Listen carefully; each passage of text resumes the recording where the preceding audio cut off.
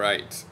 Yeah, To Be Serious made a comment in the recent video that I think is on an interesting subject in its own right. Okay, how we are manipulated. Her comment was about how we don't really know.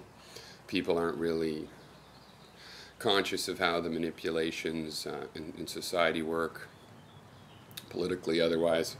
I think that, I'm sure that it's the combination of my experiences overall, but to me there's in my response to her, and what I wanted to talk about was sort of a chain of 3 works on this subject about manipulation. The first is an essay you can find online by George Orwell, Politics in the English Language, or something like this is the title. And it's very interesting. It's sort of it's also for writers. It also gives a lot of insight into how Orwell thought as a writer. And specifically, one thing that stands out is the use of cliches and how they annoy him. They're used in the human mind for lazy thinking, sort of making connections for people when you don't really have a connection. Whereas sort of if you invent a new cliche, so it's not a cliche yet because it's novel and you've invented it, but it sort of has that quality of a little saying, a little metaphor. When you invent one of those, that's great. When you use an old tired one, that's bullshit. And how politics is really a manipulation through old cliches. Okay, so what does that mean? Well, there's truth in that, and you can see it in political writing. The second work that I suggest is the manufacture of consent. Now, I don't agree with Chomsky's linguistics, and I think a lot of his activism is sort of, I respect him as an activist. I think he's been a great influence, but I don't necessarily agree with sort of his auto take on a lot of things.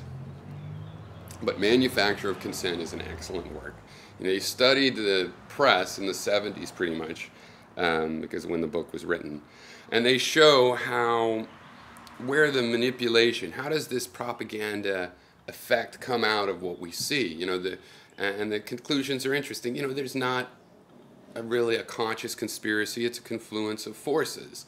And what they really show in there, I thought, was that it's not through what you say in a newspaper story that you manufacture consent. It's in the questions you ask. All right. So why is that? How come it's like if you ask, are the Contras freedom fighters? That's different every day. And it doesn't matter if you say yes or no, or usually we don't know. There's evidence on both sides.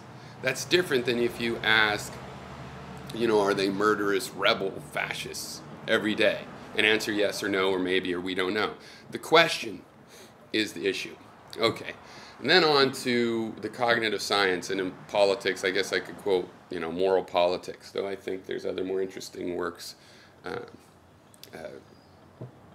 personally, but since we're talking about the manipulation of people, which the use of metaphor, it explains why the cliches work, why the asking of questions work. It's because with the asking questions, you're presenting a metaphor within which someone will think about it. So like an article, is tax relief a good thing? Even if they say, well, we don't know, or even if the article says, no, it's not a good thing. Doesn't matter. The framing of tax relief makes taxes a malady. Of course, a relief for a malady. The framing of it is a question of tax relief, yes or no. Favors tax relief. If you say patriotic payments to the government or something like that, which would be a hard metaphor to pull off in our culture, but if you had a metaphor like that, it would tend to answer, well, of course we should support our nation, or whatever. The framing has an effect, the way you ask the question. So that's what the cognitive science says. That's why the asking questions, when you have the controlling interest in the media, why they ask consistent sets of questions that overall tend to help lead to a certain kind of consent. And why the use of cliches work, because the cliches are old metaphors. And so these old metaphors can be invoked. So the answer is clear. You are a computer. Words are the icons on your desktop, and other people compress those icons by using a word. They can say the word relief, boom, in comes the relief handling program.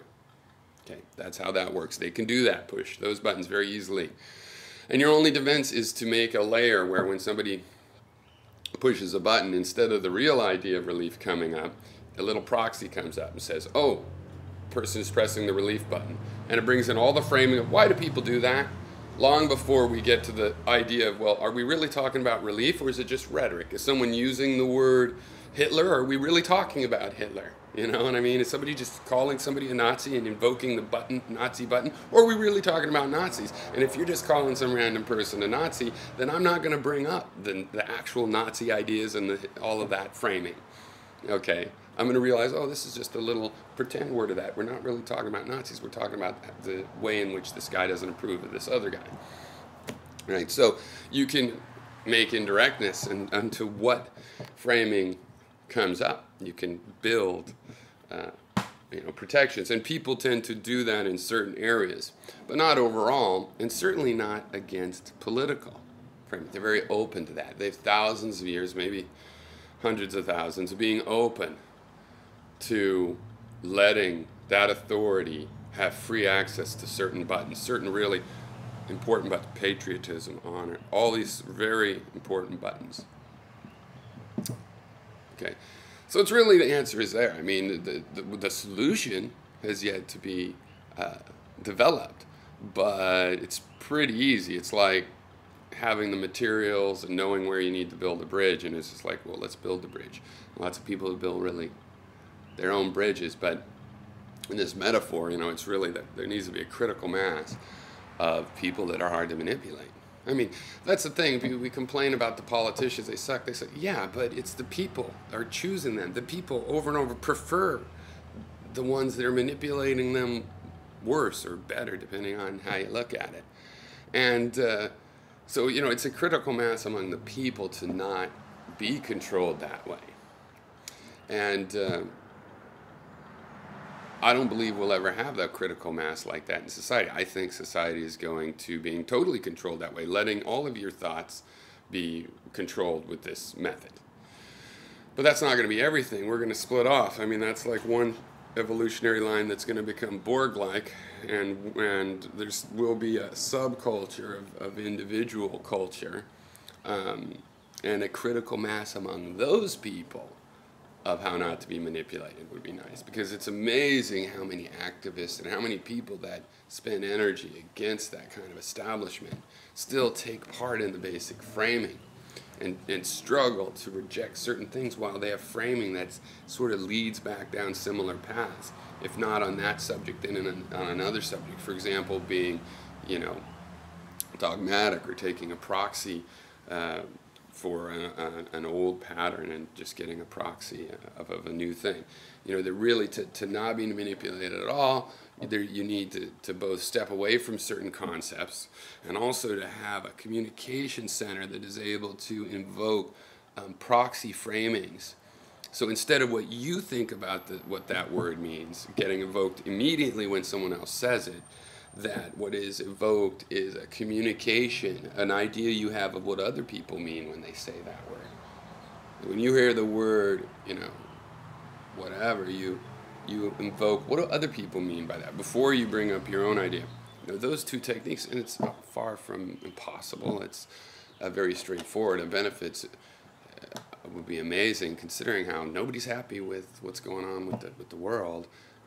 It doesn't make sense. A majority of people deciding what to do should get results that a majority of people like. Not everybody would like it.